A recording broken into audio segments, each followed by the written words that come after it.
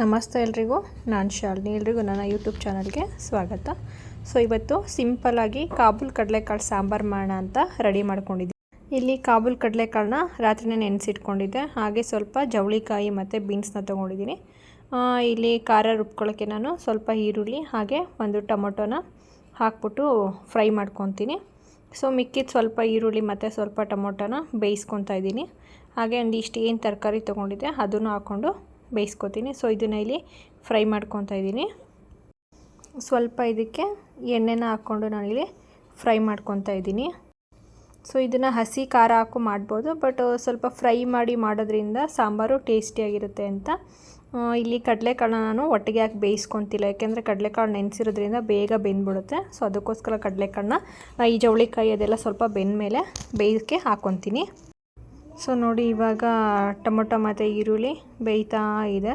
ಸ್ವಲ್ಪ ಇದು ಏನು ಅಂತೇಳಿದ್ರೆ ಒಂಚೂರು ಸ್ಮ್ಯಾಶ್ ಆಗೋವರೆಗೂ ನಾವು ಇದನ್ನು ಬೇಯಿಸ್ಕೊಂಡ್ರೆ ಸಾಕಾಗುತ್ತೆ. ಸೊ ಹಾಗೆ ರೈಸ್ ಮಾಡ್ಕೊಬೇಕಿತ್ತು. ರೈಸ್ನ ಮಾಡ್ಕೊಳ್ಳೋಕ್ಕೆ ನಾನು ರೆಡಿ ಮಾಡಿ ಇಟ್ಕೊಂಡಿದ್ದೀನಿ. ಸೊ ಹಾಗೆ ಇದನ್ನು ಇವಾಗ ಬೆಂದಿದೆ. ಸೊ ಖಾರನ ರುಬ್ಕೊಳ್ಳೋಕ್ಕೆ ಏನು ಫ್ರೈ ಮಾಡಿಟ್ಕೊಂಡಿದ್ದೆ ಅದನ್ನು ಮಿಕ್ಸಿ ಜಾರ್ಗೆ ಹಾಕ್ಕೊಂಡಿದ್ದೀನಿ. ಹಾಗೆ ಮನೇಲಿ ಮಾಡಿರೋ ಮಾಮೂಲಿ ಸಾಂಬಾರು ಪುಡಿನ ಬಳಸ್ಕೊತಾ ಇದ್ದೀನಿ. ಹಾಗೆ ಖಾರಕ್ಕೆ ತಕ್ಕಷ್ಟು ಖಾರದ ಪುಡಿನ ಹಾಕ್ಕೊತಿದ್ದೀನಿ. ಹಾಗೆ ಸ್ವಲ್ಪ ತೆಂಗಿನಕಾಯಿ. ಸೊ ತೆಂಗಿನಕಾಯಿ ಇಲ್ಲದೆ ಯಾವ ಸಾಂಬಾರನ್ನು ಮಾಡೋಕ್ಕಾಗಲ್ಲ ಅಲ್ವಾ. ಸೊ ಅಂದರೆ ಇಂಗು ತೆಂಗು ಎರಡೂ ಇದ್ದರೆ ಚಂದ ಅಂತ. ಸೊ ಸ್ವಲ್ಪ ಬೆಳ್ಳುಳ್ಳಿ ಹಾಗೆ ಸ್ವಲ್ಪ ಕೊತ್ತಂಬರಿ ಸೊಪ್ಪನ್ನ ಹಾಕ್ಕೊಂಡು ರುಬ್ಕೊತಾ ಇದ್ದೀನಿ. ಅಷ್ಟರಲ್ಲಿ ಈ ಕಡೆ ಸಾಂಬಾರಿಗೆ ಏನು ತರಕಾರಿ ಟೊಮೊಟೊ ಹಾಕ್ಕೊಂಡಿದ್ದೆ ಅದು ಬೆಂದಿದೆ. ಸೊ ಈ ಸಮಯದಲ್ಲಿ ನಾನು ಕಡಲೆಕಾಳನ್ನ ಹಾಕ್ಕೊತಾ ಇದ್ದೀನಿ.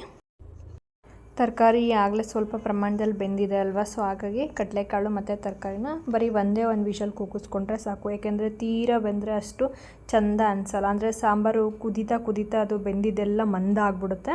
ಸೊ ಅದಕ್ಕೋಸ್ಕರ ಒಂದೇ ಒಂದು ವಿಷಲ್ನ ಕೂಗಿಸ್ಕೊಂಡ್ರೆ ಸಾಕು. ಅಷ್ಟರಲ್ಲಿ ಅನ್ನನೂ ಕುದಿ ಹಿಡ್ದಿತ್ತು. ಸೊ ಆವಾಗ ನಾನು ವಿಷಲ್ನ ತೆಗೆಸ್ಕೊತೀನಿ ಕ್ಲೋಸ್ ಮಾಡಿಬಿಟ್ಟು.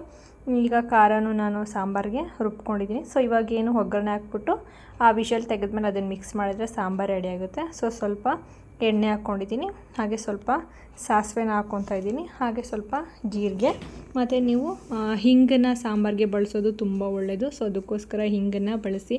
ಹಿಂಗು ತೆಂಗು ಎಲ್ಲ ಇರಬೇಕು ಅಂತ ಆಗಲೇ ಹೇಳಿದೆ. ಸೊ ಅದಕ್ಕೋಸ್ಕರ ಹಾಗೆ ಸ್ವಲ್ಪ ಕರಿಬೇವಿನ ಸೊಪ್ಪನ್ನ ಹಾಕ್ಕೊಂಡಿದ್ದೀನಿ.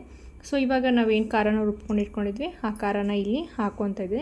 ಸೊ ಖಾರ ನಾನು ಆಲ್ರೆಡಿ ಫ್ರೈ ಮಾಡಿರೋದ್ರಿಂದ ಇಲ್ಲಿ ನಾವು ಹಸಿ ವಾಸನೆ ಹೋಗೋವರೆಗೂ ಫ್ರೈ ಮಾಡ್ಕೊಳ್ಳೋ ಅವಶ್ಯಕತೆ ಇಲ್ಲ. ಯಾಕೆಂದರೆ ಆಲ್ರೆಡಿ ಫ್ರೈ ಮಾಡಿದ್ದೀನಿ ಅಲ್ವಾ. ಸೊ ಅದಕ್ಕೋಸ್ಕರ ಸೊ ಇವಾಗ ನಾವೇನು ಆಲ್ರೆಡಿ ವಿಷಲ್ನ ತೆಗೆಸ್ಕೊತಾ ಇದ್ವಲ್ಲ ಬೆಂದಿರೋದನ್ನು, ಆ ಕಡಲೆಕಾಳು ಮತ್ತು ಟೊಮೊಟೊ ಅದೆಲ್ಲ ಬೆಂದಿರೋದನ್ನು ಇವಾಗ ಇದಕ್ಕೆ ಹಾಕ್ಕೊಂಡು ಒಂದೊಳ್ಳೆ ಮಿಕ್ಸ್ನ ಕೊಟ್ಟು, ಏನಾದರೂ ನಮಗೆ ಸ್ವಲ್ಪ ಉಪ್ಪು ಆಚೆ ಈಚಾಗಿದ್ರೆ ಒಂದಿಷ್ಟು ಉಪ್ಪು ಬೇಕಾದರೆ ಹಾಕ್ಕೊಂಡ್ರೆ ಬಿಸಿ ಬಿಸಿ ಕಾಬೂಲ್ ಕಡಲೆಕಾಳು ಸಾಂಬಾರು ನಮಗೆ ತಿನ್ನಲಿಕ್ಕೆ ರೆಡಿಯಾಗುತ್ತೆ. ಸೊ ಹಾಗೆ ನನಗೆ ಸಾಂಬಾರಿಗೆ ಮುದ್ದೆನೂ ಇದ್ದರೆ ಚಂದ ಅಂತೇಳಿ ಮುದ್ದೆನೂ ಮಾಡ್ಕೊಳ್ಳೋಕ್ಕೆ ರೆಡಿ ಮಾಡ್ಕೊಂಡಿದ್ದೀನಿ. ಸೊ ಮುದ್ದೆ ಇಲ್ಲಿ ನಾನು ಯಾಕೆ ತೋರಿಸ್ತಿದ್ದೀನಿ ಅಂದರೆ ಒಬ್ಬೊಬ್ಬರು ಒಂದೊಂದು ಥರ ಸ್ಟೈಲಲ್ಲಿ ಒಂದೊಂದು ರೀತಿಯಾಗಿ ಮುದ್ದೆನ ಮಾಡ್ಕೊತಾರೆ. ಸೊ ನಾನು ಆ್ಯಸ್ ಯೂಶ್ವಲ್ ಯಾವಾಗಲೂ ಹೀಗೆ ಮಾಡೋದು. ಯಾಕೆಂದರೆ ಅಮ್ಮನೂ ಇದೇ ಥರ ಮಾಡ್ತಾಯಿದ್ರು. ನಾನು ಅದಕ್ಕೋಸ್ಕರ ಅದೇ ಥರನೇ ಫಾಲೋ ಮಾಡ್ಕೊಂಡು ಬಂದಿದ್ದೀನಿ. ಸೊ ಇಲ್ಲಿ ಎಷ್ಟು ಅಂದರೆ ಒಂದು ಅಳತೆ ಗೊತ್ತಾಗುತ್ತೆ ಮಾಡ್ತಾ. ಸೊ ಅಳತೆಗೆ ಸರಿಯಾಗಿ ಮಾಡ್ಕೊಂಡಿದ್ದೀನಿ. ಸೊ ಇದನ್ನು ಬೇಯಿಸ್ಕೊತಾ ಇದ್ದೀನಿ. ಚೆನ್ನಾಗಿ ಬೆಂದರೆ ಮುದ್ದೆ ಹದವಾಗಿ ಬರುತ್ತೆ, ಇಲ್ಲಾಂದರೆ ಗಂಟು ಥರ ಆಗಿಬಿಡುತ್ತೆ. ಸೊ ನೋಡಿ, ಇವಾಗ ಒಂದು ಸ್ಪೂನ ನಾವು ಇಟ್ಟಾಗ ಅದು ಸ್ವಲ್ಪ ಗಟ್ಟಿ ಅನಿಸಿದ್ರೆ ನಮಗೆ ಚೆನ್ನಾಗಿ ಬೆಂದಿದೆ ಅಂತ. ಈ ಸಮಯದಲ್ಲಿ ನಾವು ತಿರುಕೊಂಡ್ರೆ ಮುದ್ದೆ ಹದವಾಗಿ ಚೆನ್ನಾಗಿ ರೆಡಿಯಾಗಿರುತ್ತೆ. ನೋಡಿ, ಫೈನಲಿ ನಮ್ಮ ಊಟ ಈ ರೀತಿಯಾಗಿತ್ತು. ಮುದ್ದೆ, ಉಪ್ಪಿನಕಾಯಿ, ತುಪ್ಪ, ಸಾಂಬಾರು. ಸೊ ಹಾಗೆ ಮುದ್ದೆ ಆದ ತಕ್ಷಣ ಬಿಸಿ ಮುದ್ದೆನ ಎಲ್ಲರೂ ಊಟ ಮಾಡ್ತೀವಿ. ಇವತ್ತಿನ ವ್ಲಾಗ್ ಇದಾಗಿತ್ತು. ಎಲ್ರಿಗೂ ಥ್ಯಾಂಕ್ ಯು.